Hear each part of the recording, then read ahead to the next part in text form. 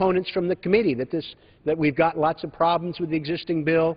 We could do a better job. It's complicated. Well, this isn't complicated. This is straightforward and direct, and I urge an aye vote in support of the amendment, and I yield back the time to my colleague who allowed me to speak. Thank you, and I yield back the balance of my time. The gentleman yields back. What purpose does the gentleman from Texas rise? Rise to strike last word. The gentleman is recognized for 5 minutes.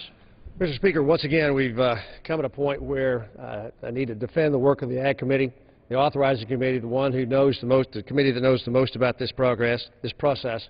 The $125,000 limit's picked out of whole cloth. It's made up. It's arbitrary. It's capricious. Has no clue what it might have an impact on the farmers and ranchers in the districts that in the plants that I represent. It's a drive-by shooting of a foreign policy that frankly makes no sense whatsoever if you're really going to seriously protect the production agriculture in this country. On the one hand, we hear our colleagues on the other side rant about imported foods, and they want to then turn around and make sure that the American farmer and producer does not have the safety net that we promised them in 2008. Now, I understand my colleagues don't like that safety net. They had ample opportunity when they were in the majority in 2008 to affect the Farm Bill when it came to this floor. If they didn't like the process, they need to take that up with Speaker Pelosi and them. The process that will go on forward that I anticipate happening next year is that we will begin, as the chairman has said, to audit these Farm Bill programs over the next several months. We will then craft, in limited resources, a new Farm Bill that will be introduced in the committee, debated through subcommittees and at the full committee, and then we'll bring it to the floor, and it will be exposed to all of these arguments in an appropriate manner that should take place, not in the appropriations process. I know my colleagues on the other side of the aisle did not vote for the budget that we passed here in April. That budget clearly said the appropriations process in 2012 would not be used to affect the Farm Bill, that the Farm Bill would be written by the Ag Committee, the Authorizing Committee, in 2012. My colleagues' arguments are unpersuasive, and I do believe this is an ill-advised amendment to go at a safety net that, by every description, is complicated, it's difficult to understand, but it has worked to protect production agriculture from the risks that they take year in and year out to provide the safest, most abundant, and cheapest food and fiber source that any developed country in the world. I urge my colleagues to vote against the Blumenauer amendment. It's wrong policy, wrong time, and the wrong place. And I yield back. The gentleman yields back. What purpose does the gentleman from Georgia rise? Move to strike the last word. The gentleman is recognized for 5 minutes. Again, I think that this is an amendment that is ill-conceived. I think it will do great harm, and I think that it's not timely. I agree with the gentleman that the Authorizing Committee has great expertise, and we have taken a lot of time to vet this program, and I think that for us to come tonight willy-nilly and do it is very, very ill-advised. 19 years ago, when I came to this body, I was on the Authorizing Committee on the Agriculture Committee. And the chairman of the committee at that time was a gentleman by the name of Kika de la Garza. Mr. de la Garza was fond of telling us one of his life experiences, and that was his submarine story. He said that all of his life, from the time he was a little boy, even though he grew up in the rural areas in Texas on the farm, that he wanted to ride in the submarine. He always was just enamored with submarines. And finally, after he came to Congress and after he became a chairman of a committee, he had the opportunity to go out on one of our nuclear submarines. And of course, as the guest, he was allowed to take the wheel and to submerge the submarine, to get it up, to play with the periscope, and he was just really, really amazed at how impressive that nuclear submarine was. So he turned into the captain and he asked the captain, said, "Captain, how long can this nuclear submarine stay underwater without coming up? It's so fine and we've spent so much money and it's an excellent machine." The captain looked at him and said, "Mr. Chairman, how long would you guess?" And Mr. Gildadosa said he thought for a while and he said, "Well, maybe a year." And the captain chuckled and said, "Mr. Chairman, we can stay underwater for as long as we have food for the crew. We in this country will be able to defend ourselves, and we'll be able to have a strong country as long as we have food." And right now, we are headed to getting imported food for the majority of our people. If we continue with the route that we're going, if we impose these limitations, if we limit the ability of our farmers to compete on a level playing field with our global competitors, all of our food will be coming from Mexico and South America and China. We cannot afford that to happen. America cannot stay strong. Our people cannot be healthy. We cannot get safe food if we don't allow our farmers to have the capacity to earn a living and to produce the highest quality, the safest, the most economical food and fiber anywhere in the industrialized world. We've got to defeat these amendments. We've got to studiously and assiduously study the way to reform these programs and to get cost effectiveness. But tonight, in this bill is not the place to do it. The time to do it is when we take up the Farm Bill in 2012 with the authorizing committee and all others having the opportunity to take our times and to thoughtfully craft a new farm policy. With that, I urge the defeat of this amendment, and I yield back my time. The gentleman yields back. For what purpose does the gentleman from Wisconsin rise? Chairman, I move to strike the requisite number of words. Gentleman is recognized for 5 minutes. Thank you, Mr. Chairman. Mr. Chairman, I do rise in support of my friend, my colleague from Oregon's amendment this evening. I'm not sure if 125,000 payment limitation is the right amount, but this isn't a new concept. There's been a lot of discussion about payment limitations under Title I, and the gentleman is correct that the time to start doing this is now. We can pretend that there aren't major policy changes being made under this agricultural appropriation bill, but there are.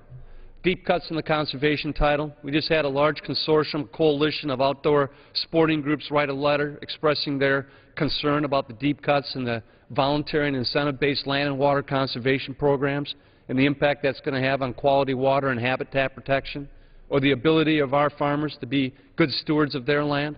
Huge demand for these programs, which will be dramatically affected with the deep spending reductions that are contained in this appropriation bill. The same goes to the nutrition programs. The huge funding reductions will have an impact on tens of thousands of families throughout the nation, low-income children that rely on these programs, the women, infant, and children program in particular, seniors on these nutrition programs. They are going to feel the effects of the decisions that we're making in this agricultural appropriation bill. And now for so many of my colleagues to stand up this evening and claim we can't mess with Title I program funding, we should wait for the next farm bill, I think is disingenuous at best. And I ask my colleagues tonight, mohair subsidies, is that the best we're going to be able to do?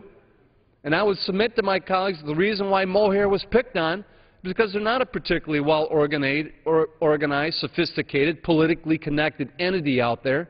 So it was easy to go after them, as my colleague in Utah showed with his amendment. But we've known for a long time now that these subsidy programs under Title I do distort the marketplace. They do distort our trade policy, as my Brazil cotton subsidy amendment highlighted a little bit earlier this evening. And we're long past time to start making these revisions in light of the huge budget deficits that we're facing. When 80% of the producers in our nation get nothing under Title I subsidies, not a dime, that leaves a very small group of entities that are receiving the bulk of these taxpayer subsidies. And we all know who they are. They're the big five grain-producing entities of this country: corn, soybeans, cotton, rice, and wheat. They're the ones who are receiving the bulk of these Title I subsidy programs. And under the Farm Bill, there are multiple programs in which they can be eligible for, from the LDP program, the countercyclical, to the new acre program under the last Farm Bill, to the direct payment program that many of us were arguing in the last Farm Bill whether it was necessary to go forward with direct payments that bear no relationship to current market prices, all based on past production history. And today we're facing world record commodity prices in these categories. And not only did we continue them, but we increased the direct payments, and we're allowing double entities on the same farm to qualify for the direct payments. And yet none of that is being discussed in the context of this agricultural appropriation bill. So my original point, I'm not sure if 125 is the right level, but the concept isn't new, and it's definitely a step in the right direction. And I think it's trying to bring more sanity to the Title I subsidy programs, which we shouldn't be delaying until the next Farm Bill, which may or may not happen next year. We know it's tough to get major pieces of legislation through during an election year, let alone a presidential election year. It could be years from now before we have the next Farm Bill ready to go with any potential change. So I commend my colleague, for offering this amendment and continuing the discussion, and encourage my colleagues to seriously consider supporting it. And I'm sure the Senate will have some ideas, too, on things that they recommend. But this, I think, is appropriate, and it's not new. And to claim that we shouldn't touch Title I, yet we're eviscerating virtually the rest of the Farm Bill and what we're doing with this appropriation bill, I think is disingenuous. And I'd be happy to yield the remainder of my time to my friend. I appreciate his words. I appreciate his courtesy. I listened to amusement with my friend from Georgia talking about his concern that we're going to be importing food from overseas if we have some reasonable limitation on these Title I payments. Well, the food that people in my state raise, and I met with a bunch of them this last week again, the fruits and vegetables, they get zip. They get nada. We're cutting back on the research funding for them. We're cutting back on marketing. We're cutting back on helping them comply with the environmental requirements that they want to meet because they're good stewards of the land. We're making it harder for them to do the work of producing food for America, yet we're having lavish subsidies for 5 commodities where 90% of the money goes. If you really care about protecting the food supply, we'd redirect it, we'd save this $650 million, and we'd put it where it'll do more good. Thank you. The gentleman's time has expired. Thank you. For what purpose does the gentlelady from Wyoming rise? Requisite number of words. Gentlelady is recognized for 5 minutes. Thank you, Mr. Chairman. I yield my time or such portion of it as he may consume to the gentleman from Minnesota. Thank the gentlelady. I just wanted to clarify. It was discussed that what we're trying to do is get at the top 20 recipients off of the EWG website, and I just got a copy of it. 4 of the top 10 recipients actually are title or law firms that did work for WRP.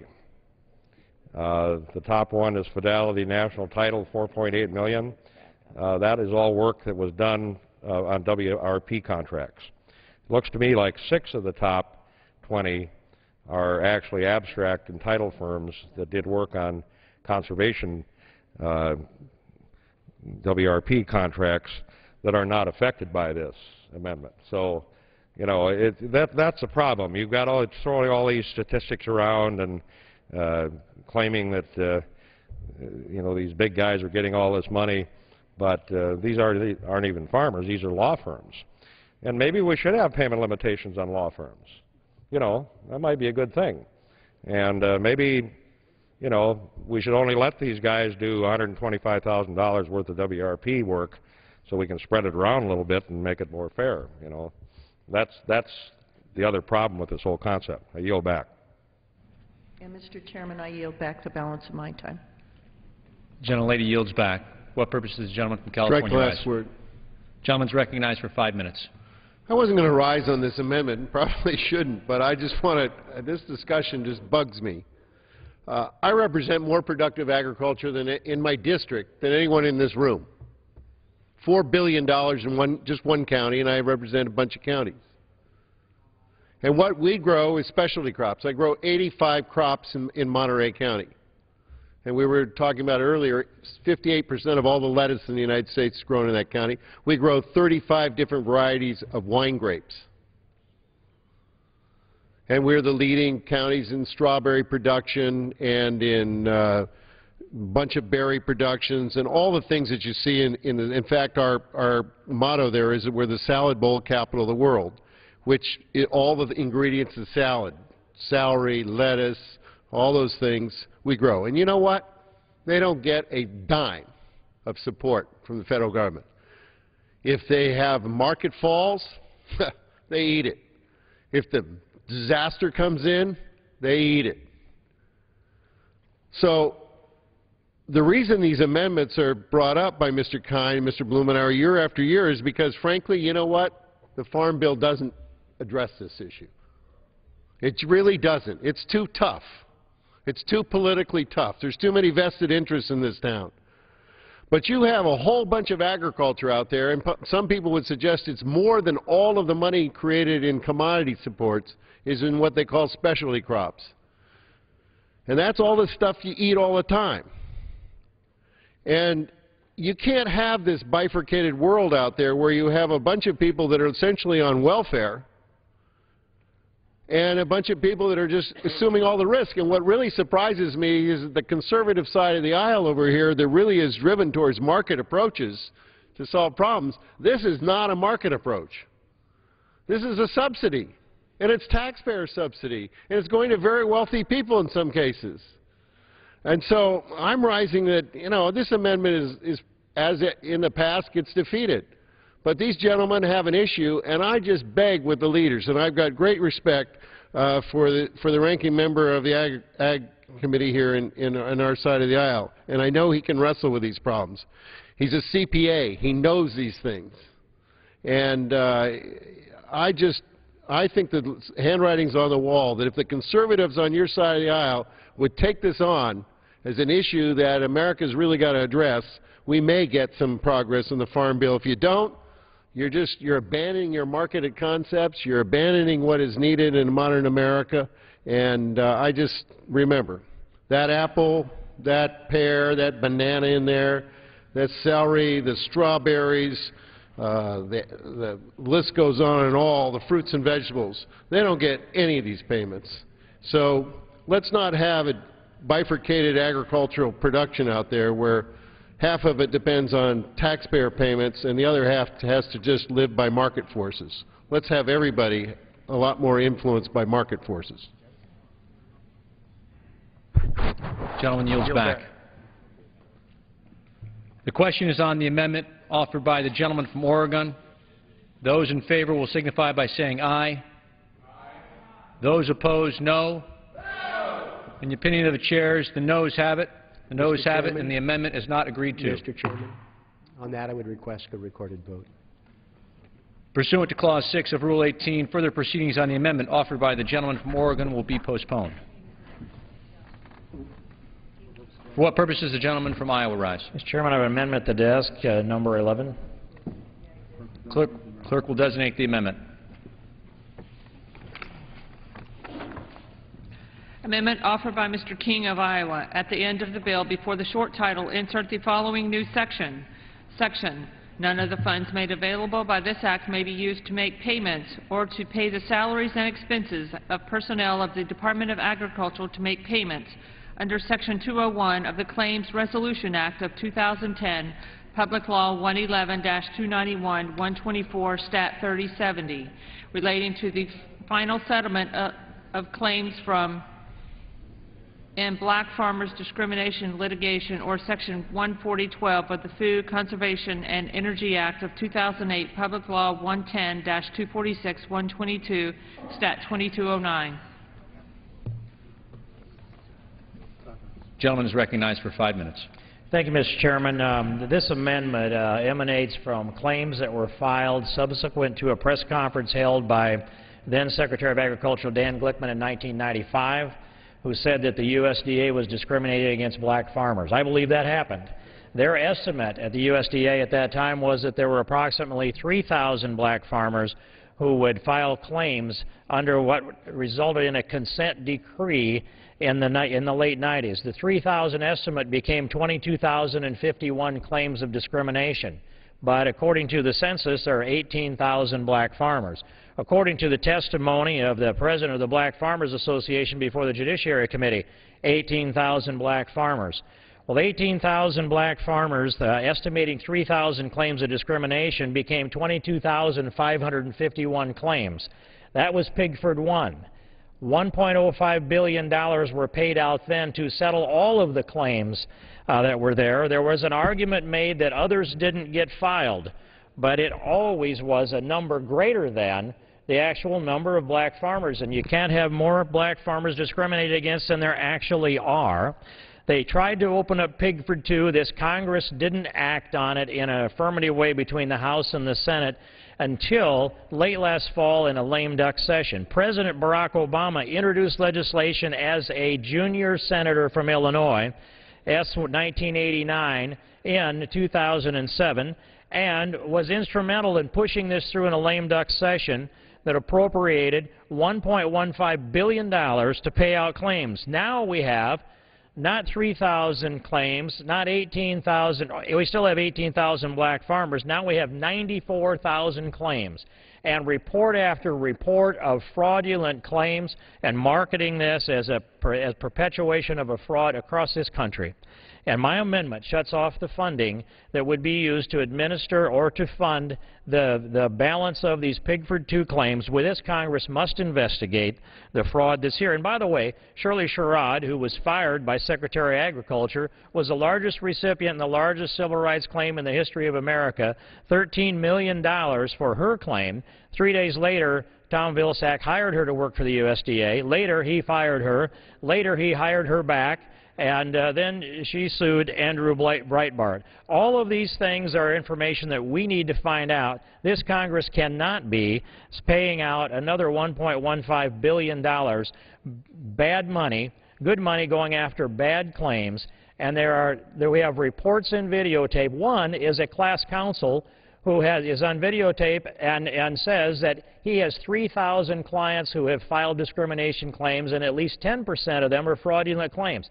A class counsel who is included in this second agreement, which, by the way, the court has not finally approved. So, Mr. Chairman, this amendment shuts off the funding that would be used to pay these claims, the funding that would be used to administer these claims, and it gives this Congress an opportunity to look into what has been done to the taxpayer here in America.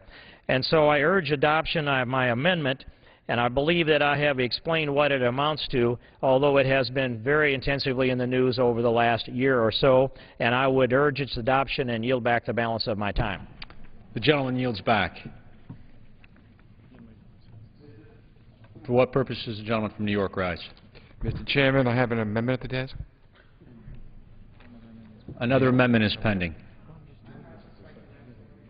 The gentlelady from Texas is recognized for 5 minutes.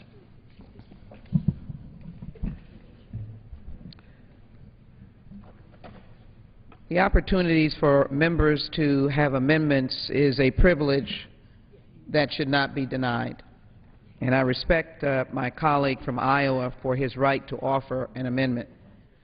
But it is tragic and disappointing that my friend from Iowa, who served with me on the Judiciary Committee, would take this time to demean the tragic lives that black farmers, Native American farmers, and others impacted have experienced over several decades.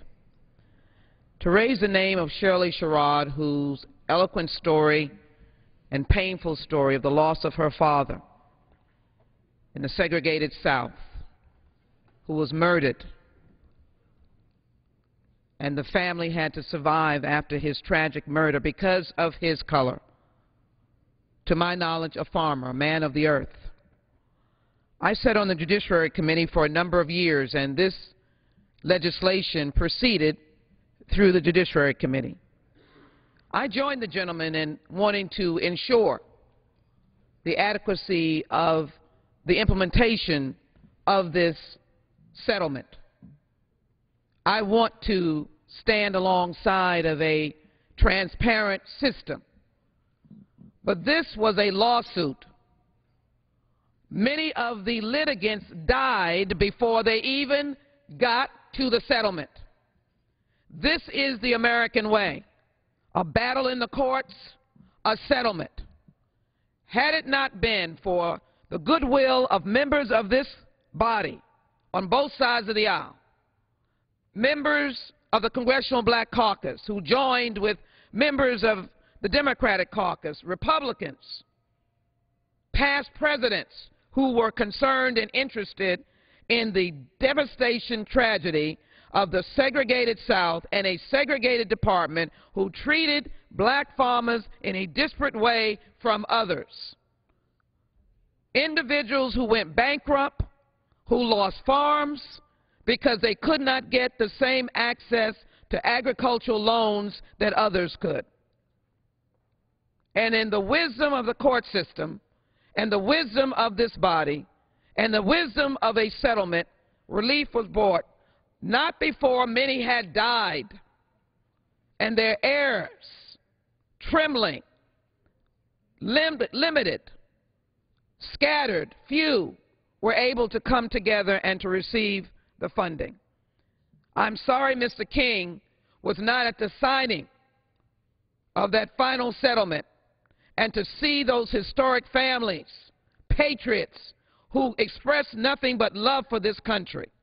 What a tragedy to come and interfere with an existing settlement. I don't even know how he can put this amendment up on the floor. It's late. We're losing our voices here. But I would ask my colleagues on both sides of the aisle to recognize that there's nothing wrong with ensuring that the agricultural department and the surrounding entities that are dealing with the distribution of these funds be transparent and without fraud. But it would be absurd for any member to join and to vote to interfere with a legitimate settlement of legitimate claims that have evidenced the pain and devastation and disregard and disparate treatment and discrimination and unconstitutional treatment of farmers who we claim on this floor today to love. And farming is part of the American fabric, and if there's any body of people who understands farms, it is the ex-slaves who worked for 400 years without payment in the cotton fields of the South. I ask my colleagues to consider opposing this amendment, and I rise respectfully to oppose it. Gentlelady yields back. Question is on the amendment offered by the gentleman from Iowa. Those in favor will signify by saying aye. Aye. Those opposed say no. No. In the opinion of the chair, the ayes have it, and the amendment is agreed to. Mr. Chairman. Pursuant to Clause 6 of Rule 18, further proceedings on the amendment offered by the gentleman from Iowa will be postponed. Okay. For what purpose is the gentleman from New York rise? Mr. Chairman, I have an amendment to the desk. Clerk will repeat the amendment.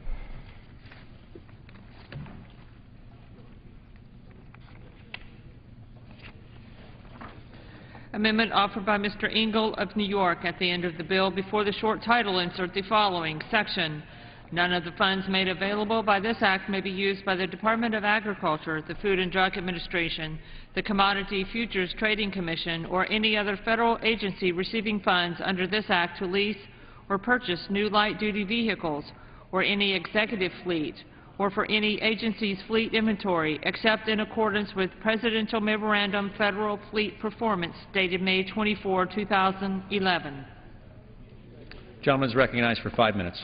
Thank you, Mr. Chairman. On May 24th, President Obama issued a memorandum on federal fleet performance, which requires that all new light-duty vehicles in the federal fleet to be alternate fuel vehicles, such as hybrid electric, natural gas, or biofuel, by December 31st, 2015. My amendment simply echoes the presidential memorandum by prohibiting funds in the Agriculture Appropriations Bill from being used to lease or purchase new light-duty vehicles, except in accord with the President's memorandum. 2 weeks ago, I introduced a similar amendment to the Department of Homeland Security Appropriations Bill that was accepted by both parties and passed by voice vote unanimously. Our transportation sector is by far the biggest reason we send $600 billion per year to hostile nations to pay for oil at ever-increasing costs. But America doesn't need to be dependent on foreign sources of oil for transportation fuel. Alternative technologies exist today that, when implemented broadly, will allow any alternative fuel to be used in America's automotive fleet. The federal government operates the largest fleet of light-duty vehicles in America, According to GSA, there are over 660,000 vehicles in the federal fleet, with almost 38,000 belonging to the Department of Agriculture. By supporting a diverse array of vehicle technologies in our federal fleet, we'll encourage development of domestic energy resources, including biomass, natural gas, coal, agricultural waste, hydrogen, and renewable electricity. Expanding the role these energy sources play in our transportation economy will help break the leverage over Americans held by foreign government-controlled oil companies and will increase our nation's domestic security and protect consumers from price spikes and shortages in the world oil markets. So I ask that we all support my amendment. The chairman, the gentleman from Georgia, Mr. Kingston, and I co-chair the Oil and National Security Caucus, and we do it because we believe that America cannot be totally free unless we're energy independent. And while we still have to rely on hostile foreign nations to get our fuel and to get our fuel supplies. So on a similar note, I've worked with my colleagues, Mr. Shimkus, Mr. Bartlett, and Mr. Israel, and for many years with Mr. Kingston to introduce the bipartisan open fuel standard, H.R. 1687. It's similar to what I'm doing now. I just wanted to briefly mention that our bill, not this amendment, but our bill would require 50% of new automobiles in 2014, 80% in 2016, and 95% in 2017 to be warranted to operate on non-petroleum fuels in addition to or instead of petroleum-based fuels. It would cost $100 or less per car to manufacture cars that would be flex fuel cars. Compliance possibilities include the full array of existing technologies, including flex fuel, natural gas, hydrogen, biodiesel, plug-in electric drive, and fuel cell, and a catch-all for new technology. So I encourage my colleagues to support the ENGEL amendment and the open fuel standard as we work toward breaking our dependence on foreign oil. I thank Chairman Kingston for his courtesies, and I urge bipartisan support of my amendment. I yield back. The gentleman yields back. For what purpose does the gentlelady from Wyoming rise? Mr. Chairman, the chairman of the subcommittee informs me that he will accept the amendment and call for a voice vote. The question is on the amendment offered by the gentleman from New York. Those in favor signify by saying aye. Those opposed, no. In the opinion of the chair, the ayes have it. The ayes have it, and the amendment is agreed to. For what purpose does the gentleman from Iowa rise? Mr. Chairman, I have an amendment at the desk. Clerk will report. Amendment offered by Mr. King of Iowa. At the end of the bill, before the short title, insert the following section. None of the funds made available by this act may be used for Valpristone, commonly known as RU-486, for any purpose. The gentleman is recognized for 5 minutes. Thank you, Mr. Chairman. This is an amendment that comes, it's really, there's an Iowa focus on this that affects the whole country. But we have had a practice that began experimentally in Iowa by Planned Parenthood of issuing telemed abortions by distributing RU-486, the abortion pill, what's also known as mifepristone, distributing it through a means of setting up a television monitor, and it's circumventing the requirement in Iowa that they be seen by a doctor. A doctor sits remotely on the other side of the Skype screen, so to speak, and interviews the potential mother, who, once she answers the questions that the doctor asks and they've recorded under film that they've protected themselves perhaps from liability, he clicks the mouse on the one end and it opens a drawer underneath the screen on the other end, and out rolls the abortion pill RU-486. I am very concerned about the robo-distribution of abortion pills in Iowa or anywhere else. Some of us signed a letter, 70 of us, to Kathleen Sebelius, and asked if they had distributed grants for telemedicine to any of the abortion providers, including Planned Parenthood. Their response came back in the affirmative, that they had issued several grants to Planned Parenthood, and these funds, as near as we can determine, are being used to provide telemedicine for the robo-abortions, robo-Skype abortions as I've described. So this amendment does is it provides that none of the funds made available in this $15 million telemedicine line item that's in this appropriations bill shall be used for the purpose of purchasing, prescribing, dispensing, procuring, or otherwise administering mifepristone, commonly known as RU-486. And so I would just urge the body to pay attention to what this means for the country and understand that no one in America paying taxes should be compelled to pay for abortions. If they are doing that, Skype robo-abortions are abhorrent. They're irresponsible. We have 14 deaths of moms that have come from this, 2,207 adverse events, 339 blood transfusions, 612 hospitalizations. This is a dangerous drug, and to distribute it through robo-Skype abortions, I'm opposed to it philosophically for a lot of reasons, but practical minds who might disagree on the abortion issue should understand that this government should not be paying for it. This amendment prohibits the use of these funds in the $15 million line item from being used to provide telemedicine abortions. And I would yield to the gentleman. Where in the bill this has anything to do with what you're talking, where the bill has anything to do with what you're talking about? Reclaiming my time, I would say I believe I did, but I would restate that there's a line item in the bill that provides $15 million and to go to grants for telemedicine. That's not in the amendment that we have. The amendment that I have put out here says none of the funds made available by this act may be used for mifepristone, commonly known as RU-486, for any purpose. And so I've specified why I'm concerned and why I address this language to the broader bill. But because there are grant funds available for telemedicine in the bill, that's why I'm concerned that this application that I've used could go and has gone, according to Kathleen Sebelius, to those grants. And if the gentleman doesn't agree, I would think he neither would disagree with the amendment because, therefore, it wouldn't have an effect by the gentleman's interpretation. Mr. Chairman, I urge the adoption of my amendment, and I yield back the balance of my time. The gentleman yields back. For what purpose does the gentleman from California rise? Strike last word. The gentleman is recognized for 5 minutes. Thank you, Mr. Chairman.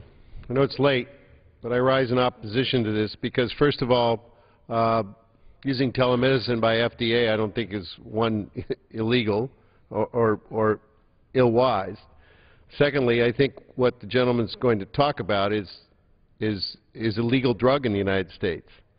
It's been a legitimate drug in the United States after it met all of the rigorous FDA process in 1996 and has been available since 2000 in this country. And I remember vigorous debates in this committee about the conditionality in which FDA would license this drug.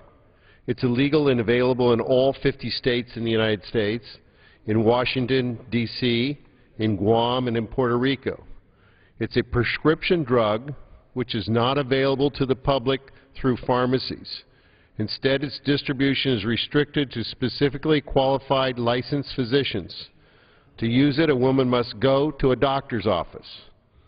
Whatever controversy surrounded the introduction of RU-486 in the United States was settled years ago, and there's no reason for this amendment other than to stir up the controversy over the reproductive rights of women. And I think by the gentleman's comments you can see that that's what he's trying to do. And I would urge us all to oppose this amendment.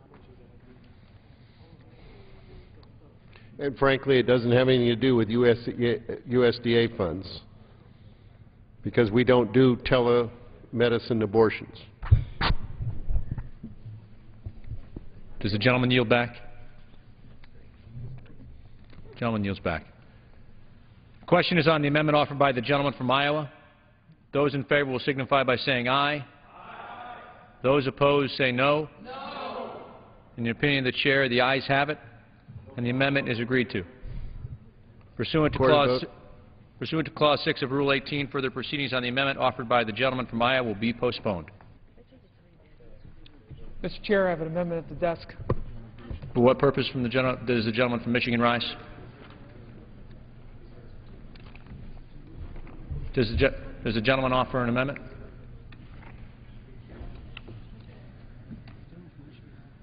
Does the gentleman from Michigan offer an amendment? Yes, Mr. Chair, I have an amendment at the desk. Clerk will report the amendment. Amendment offered by Mr. Clark of Michigan. I move to dispense the reading requirement, Mr. Chair. Is there an objection I to this? object. The objection is heard, and the clerk will report. Amendment offered by Mr. Clark of Michigan. At the end of the bill, before the short title, insert the following section of the funds appropriated by Division B of Public Law 111-117 under the heading Economic Support Fund for Assistance for Afghanistan. $7,700,000 shall be transferred to and merged with funds appropriated by this act under the heading Agricultural Marketing Services. What? For what purpose does the gentlewoman from Wyoming seek recognition? Thank you, Mr. Chairman. I reserve a point of order on the gentleman's amendment. Don't have a copy of it. Point of order is reserved. The gentleman from Michigan is recognized for 5 minutes. Thank you, Mr. Chair. I also ask unanimous consent to revise and extend my remarks. Thank you.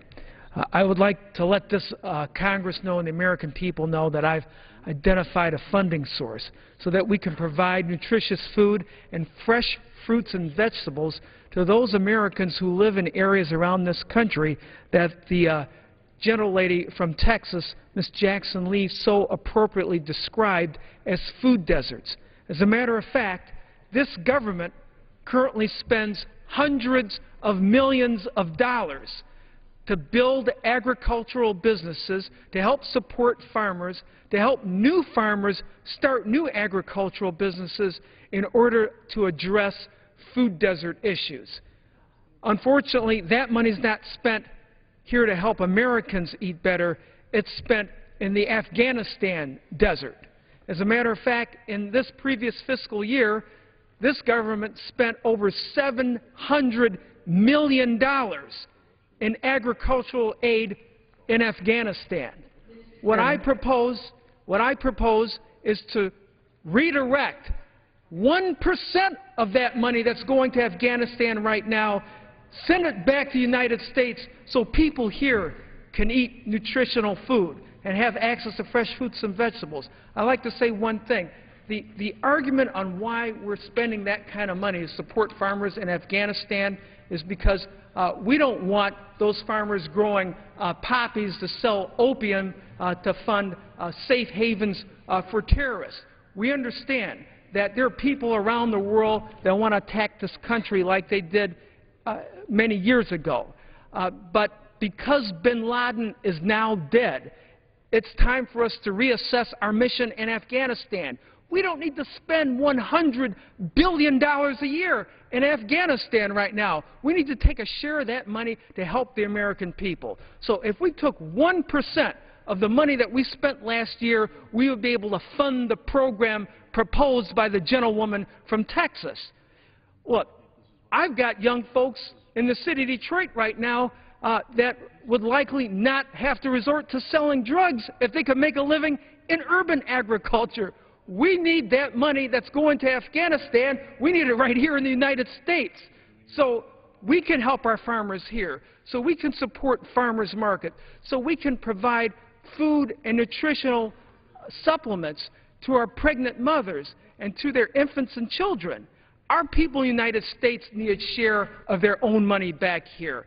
And that's why I wanted to raise this point.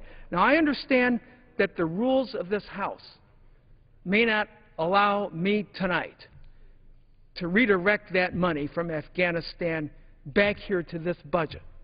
And you know what also, too? We could use a share of that money to help retire our deficit and debt at the same time. I'd like to work with you on that. But you know what we should do? We should change these darn rules of the House so we can reduce the overspending, help create jobs here, reduce health care costs because people are going to be eating a lot better, and help the American people right now during this economic recession. I'd like to work with you. I'd also like to work to change the rules of the House so that we can do this. And I understand at this late date, this is not the time to act. But I'd like to pledge an agreement to work with the majority so that we can save the American people money, save us health care costs, provide better nutrition, address those food desert issues, fund the initiative proposed by the gentlelady from Texas, Ms. Jackson Lee, and help end this economic recession and return us to prosperity. With that, Mr. Chair, I withdraw my amendment. The amendment is withdrawn without objection. Without objection, Mr. Chairman, and I do apologize for interrupting the gentleman from Michigan.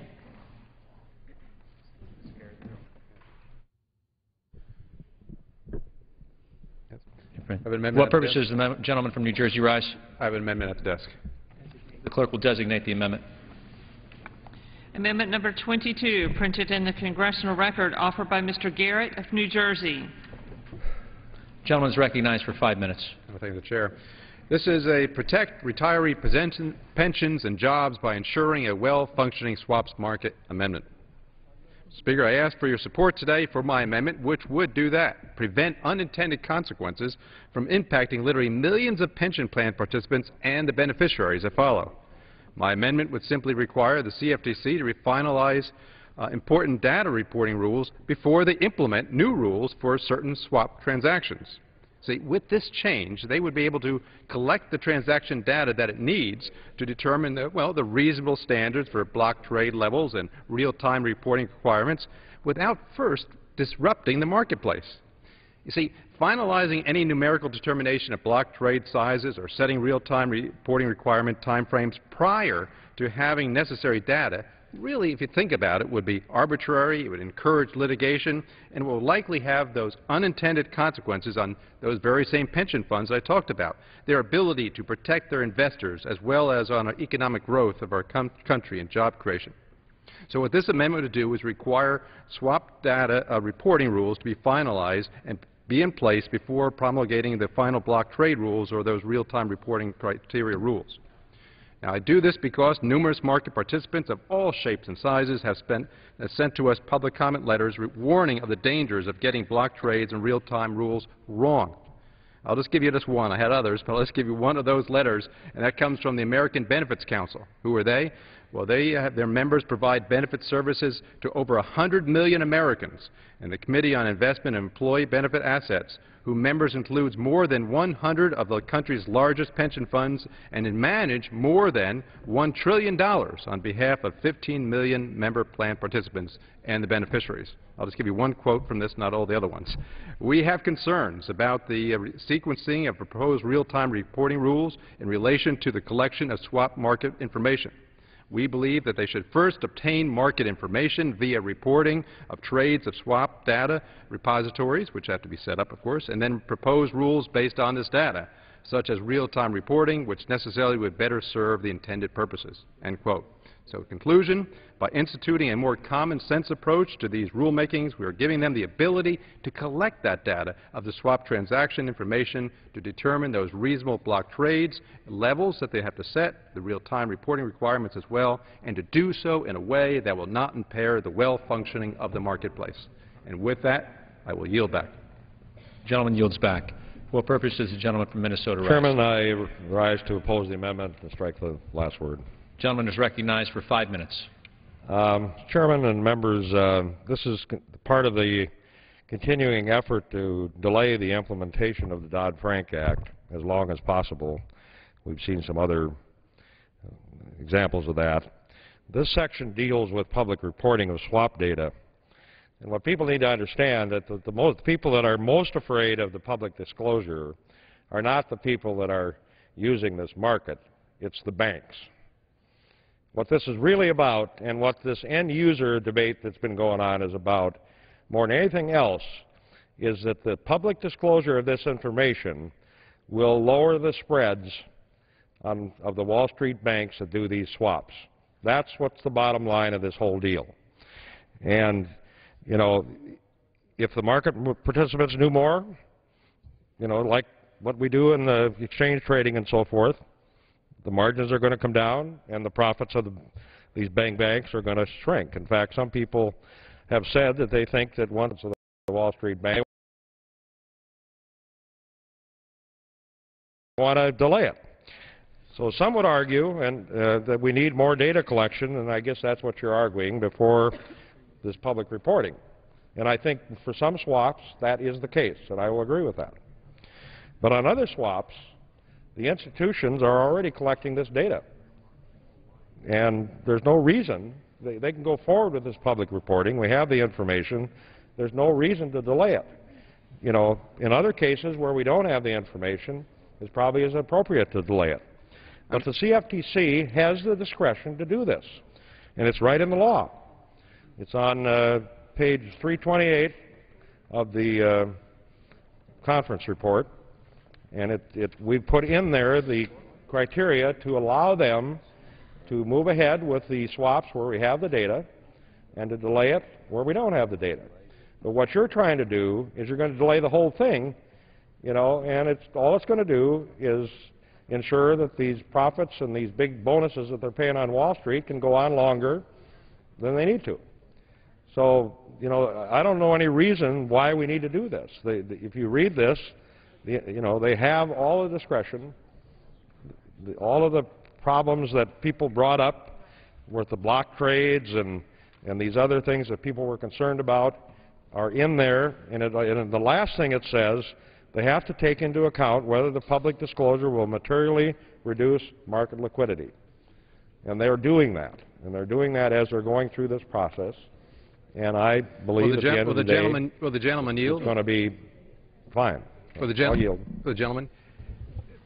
So the gentleman agrees that there is only partial information at this point in time out there. On some things. On some things. Right. On other things, the gentleman would agree that there is no information out there at all on certain I wouldn't say I wouldn't say there isn't any information. Some of these are so thinly traded that you're never going to be able to have real-time reporting. We understand that. And there's not going to be a requirement on those. But there's no reason to stop the real-time reporting on the, you know, where we have the information and where that information will make these prices better for the people that use it. And this is the same issue with the end users. They're going to get a better deal if we allow this disclosure. And why they're fighting us is beyond me, unless they're in cahoots with the Wall Street banks. I'm not sure. You know, but I guess are the people. Do people think that the folks on Wall Street aren't making enough money? Is that what this is about? I don't know.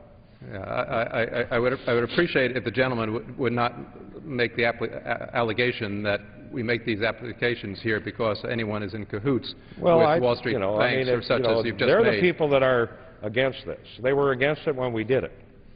You know, and so I just don't buy that the pension funds are the ones that are concerned about this, because the things that they're concerned about are covered in the law, and they're being taken into account by Chairman Gensler and the people at the CFTC as they develop these rules. Well, the gentleman will yield. I know I read through it quickly because I was asked to move along things quickly at the end of the evening, but one of the documents that I read was one of the comment letters, was not from the Wall Street banks, but was from the American Benefits Council, those very same pension benefit companies, speaking about this. They are the ones who are raising it. So it is those end users. Those are the participants. Those people are representing beneficiaries.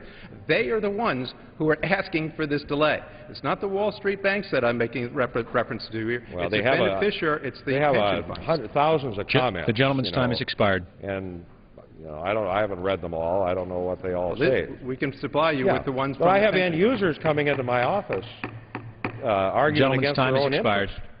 You know, so I can't figure it out. But all I'm saying is this is an unnecessary amendment.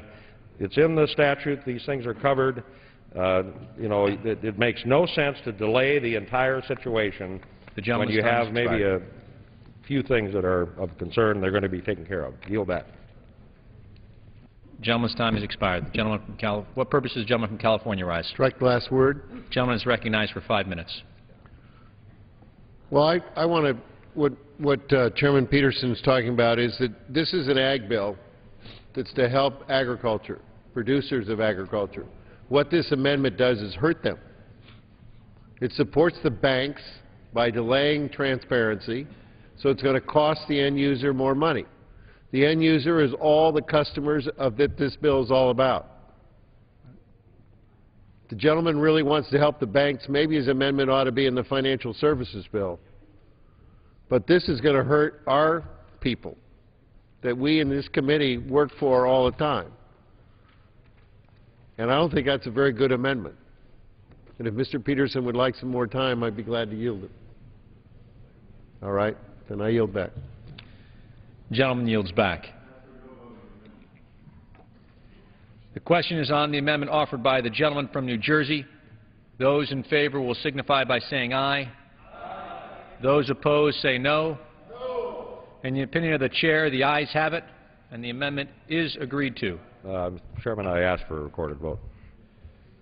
Pursuant to Clause 6 of Rule 18, further proceedings on the amendment offered by the gentleman from New Jersey will be postponed.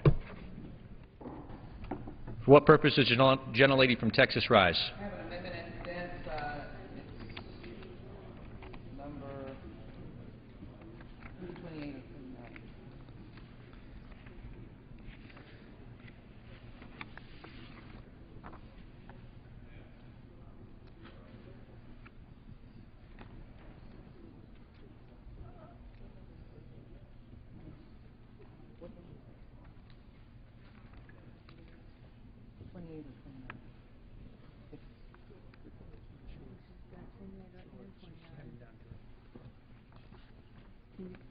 Trudy, can you show her, and tell her which one she wants to go first?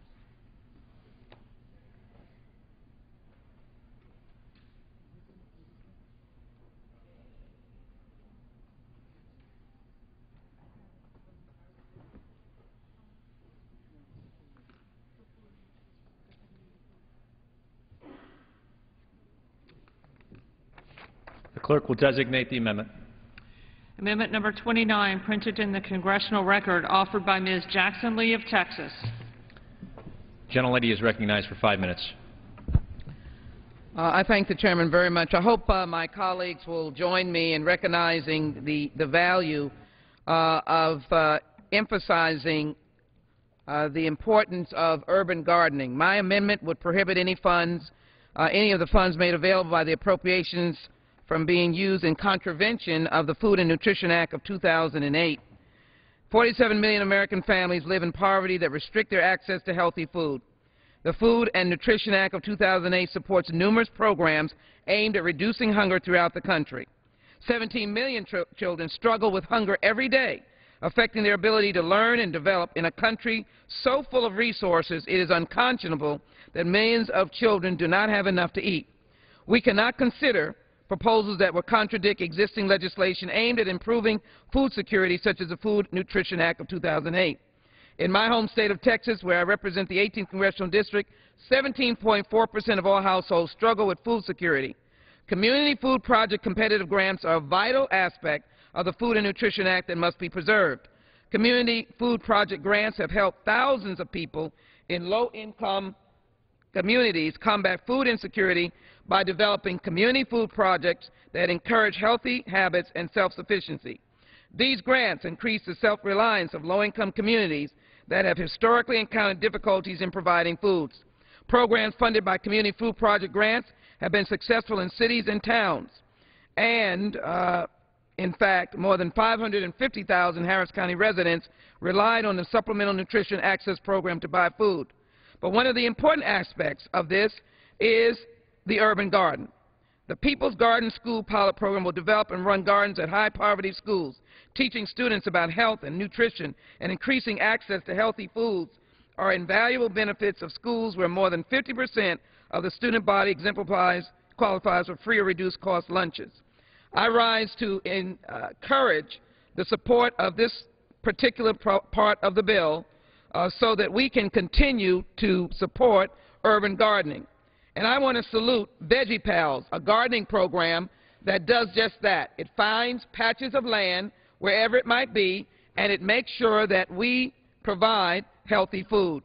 This amendment would ensure that nothing in this legislation, nothing in this appropriation would prohibit the growth and continued expansion of this very important concept of urban gardening. The number of Americans who suffer from poverty and hunger is unacceptable. Reducing or redirecting funding meant to increase food security and nutrition simply is not an option. Join me in recognizing the value of urban gardens And thank you to the Veggie Pals gardening program that has educated how many thousands of children and emphasized the value of good and healthy food. This program, Veggie Pals, urban gardening, educating people about nutrition, meal preparation, physical activities, cookbooks, Olympics, and others, promotes healthy behavior. I ask my colleagues to support this amendment, and I yield back my time. Gentlelady yields back. The question is on the amendment offered by the gentlewoman from Texas. Those in favor will signify by saying aye. Those opposed say no. In the opinion of the chair, the noes have it, and the amendment is not agreed to. I ask for a recorded vote. Pursuant to Clause 6 of Rule 18, further proceedings on the amendment offered by the gentlewoman from Texas will be postponed. For what purpose does the gentleman from Louisiana rise? Mr. Chairman, I have an amendment at the desk. Clerk will report the amendment.